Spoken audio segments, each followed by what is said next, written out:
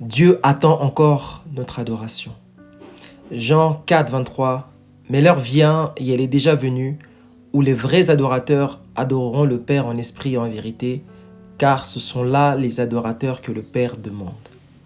Dieu demande qu'on puisse l'adorer. En vrai, et si on arrêtait d'être focalisé sur nous? Et si on arrêtait d'être égoïste?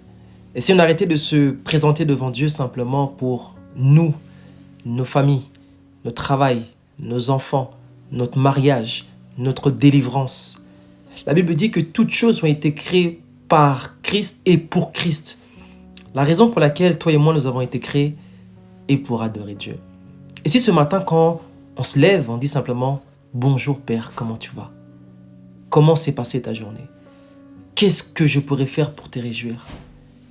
Est-ce qu'on pourrait, dans notre marche chrétienne, avoir une vraie relation personnelle avec Dieu?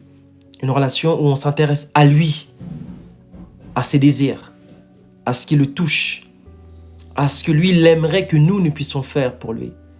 Parce que quand on commence à adorer Dieu, on se détourne de nous-mêmes, on se détourne de nos désirs, on se détourne du matérialisme, on se détourne de l'égoïsme qui règne tant au milieu de nous en tant qu'enfants de Dieu.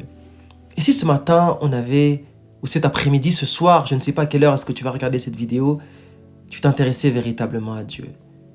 David était un homme qui disait à Dieu, ce que je veux vraiment, c'est habiter tous les jours dans la maison de l'Éternel. Ce qu'il veut vraiment, c'est-à-dire ce qu'il veut par-dessus tout. Et si on prenait le temps d'adorer Dieu? Et si on prenait le temps de parler à Dieu?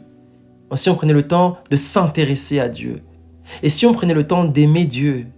Et si on aimait Dieu? C'est un concept qui peut paraître bizarre, mais normalement c'est ce pourquoi nous avons été créés. Aimer Dieu, nous intéresser à lui, parler avec lui, avoir une relation sincère avec lui, l'adorer. Dieu demande notre adoration. Ce n'est pas une option, mais Dieu nous ordonne de l'adorer. Dieu nous ordonne de l'exalter. Dieu nous ordonne de l'élever. Dieu nous ordonne de le glorifier. Dieu nous ordonne de le magnifier. Dieu nous ordonne de le contempler avec admiration. On parle de celui qui a créé le ciel et la terre. On parle de celui qui te donne le souffle de vie chaque matin. On parle de celui qui te garde quand tu dors. On parle de celui qui ne répond pas favorablement à tes prières, non pas parce qu'il ne le veut pas, parce qu'il sait que ce n'est pas bon pour toi ou parce que simplement il sait que ce n'est pas la saison. On parle de celui qui a pris le corps d'un être humain parce qu'il voulait aussi avoir un peu plus de compassion pour nous. La Bible dit dans Hébreux que nous approchons-nous donc avec assurance du trône de la grâce afin d'être secourus dans nos besoins, car nous n'avons pas un souverain sacrificateur qui ne puisse compatir à nos faiblesses, car lui-même a été tenté comme nous en toutes choses sans faillir. Jésus est un souverain sacrificateur qui est compatissant. Il sait ce par quoi tu passes. Il connaît tes difficultés.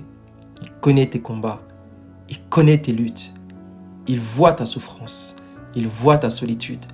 Il connaît ta maladie. Est-ce que ce n'est pas Dieu qui a dit à Moïse quand il l'a appelé « J'ai vu la souffrance de mon peuple et ses cris sont montés vers moi ».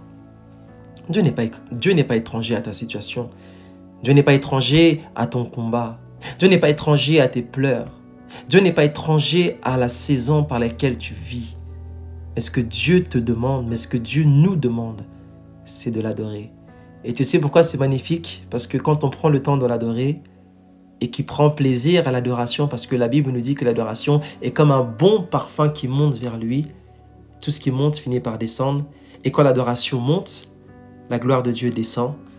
Et quand la gloire de Dieu descend, et que Dieu siège au milieu de la louange de son peuple, et c'est là que Dieu va répondre aussi à ton besoin.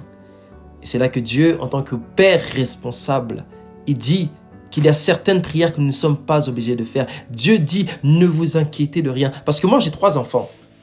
Jamais un de mes enfants ne s'est levé un matin pour me demander ou me supplier de manger. Ils savent que le matin, ils auront à manger. Ils savent qu'à midi, ils auront à manger. Ils savent qu'ils auront même le goûter. Surtout les enfants d'ici, ils ont le goûter. À 4 heures, papa, c'est l'heure du goûter. Ils savent que le soir, vers 19 heures, donc quel que soit le combat par lequel tu passes, quelles que soient les difficultés par lesquelles tu passes, viens, toi et moi, on prend la ferme assurance, on prend le défi d'adorer Dieu. On prend le défi simplement de le magnifier. On prend le défi de prendre plaisir à être dans sa présence. On prend le défi simplement de lui parler. Seigneur, comment ça va? Comment se passe ta journée? Et si on demandait à Dieu, qu'est-ce que nous, on peut faire pour lui faire plaisir? Qu'est-ce que nous, on peut faire pour le faire sourire? Qu'est-ce qui lui ferait plaisir? Est-ce que tu n'as pas vu ce que Dieu dit de Job quand Satan s'est présenté? As-tu vu mon serviteur Job? Il n'y a personne comme lui sur toute la surface de la terre. Dieu est tellement fier de parler de ses enfants. Et si c'est nous aussi, on s'est intéressé au désir de Dieu, ce que Dieu veut, c'est que toi et moi, nous puissions l'adorer.